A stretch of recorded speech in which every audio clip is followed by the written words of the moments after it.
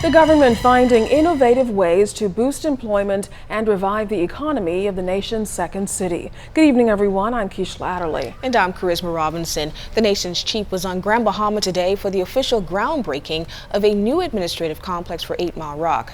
During the event, the Prime Minister announced several key moves now being considered by his administration to bring the magic back to the city and ensure robust growth for the national economy. Clint Watson reports. With several major hotels closed in Grand Bahama following the devastation of Hurricane Matthew and government working with the owners to reopen them in the shortest possible time, government is also considering all of its options. It comes after a thorough assessment by Prime Minister the Right Honorable Perry Christie that when they came to office in 2012, they met government engaged in a practice of heavily subsidizing these properties. Near $30 million to subsidize those hotels and the casino.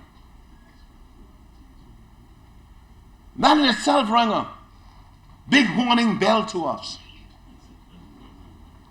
If every year you got to put $30 million, then you might as well own them.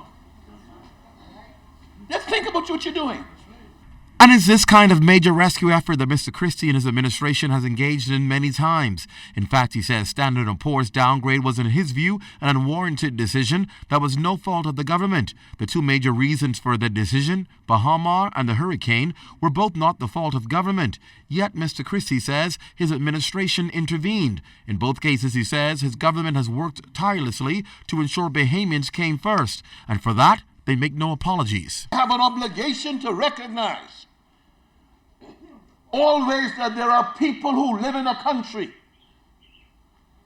who, for reasons we can rationalize, would not be able to do for themselves because they're unemployed, where they are in a state of bewilderment after a hurricane impact that has taken all of their possessions.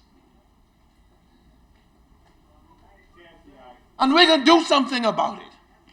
And we are not going to apologize for doing something about it.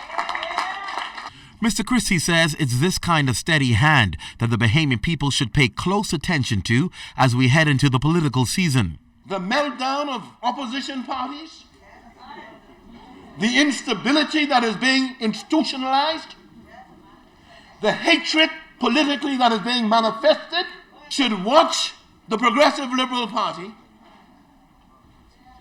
to once again conclude that you don't roll the dice with governance, but you make conscious, considered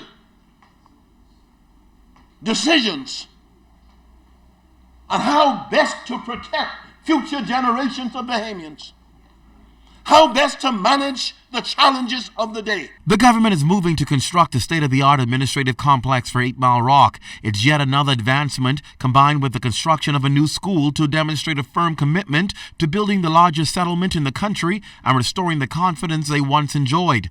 The ingenious concept of public-private partnership will allow government to continue with its infrastructure and upgrades program without increasing the debt. Partnerships with the private sector allows for these projects to be completed and paid for, with the government later repaying the debt. The decision to spend the money to put an administrative complex here is a major step in the economic improvement in this part of Grand Bahama. There is no doubt that when you look at what we have done just in this term, you can see how we have gone about redefining our country and preparing it for the future. The Prime Minister says in this democracy, he hopes the Bahamian people will be wise and recognize that it's not about politicians or party, but indeed it's about the Bahamian people. In 8 Mile Rock, Clint Watson, ZNS Network News.